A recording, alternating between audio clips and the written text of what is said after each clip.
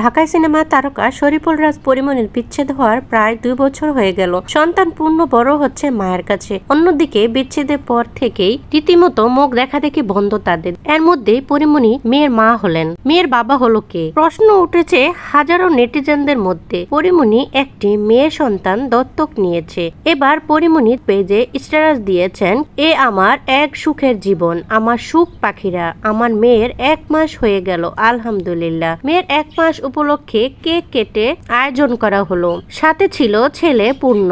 ঘরটি সাজিয়েছেন সাদা এবং বেগুনি কালার বেলুন দিয়ে। পরিমণির পরনে ছিল লাল শাড়ি এবং বেগুনি কালার ব্লাউজ। মেয়েকে কোলে নিয়ে কিছু ছবি পোস্ট করেছেন। প্রসঙ্গত বর্তমানে পরিমণি ব্যস্ত রয়েছেন নির্মাতা অনম বিশ্বাস পরিচালিত রঙ্গিলা কিতাব ওয়েব সিরিজের কাজে। কদিনের মধ্যেই এর শুটিং শেষ হওয়ার কথা রয়েছে।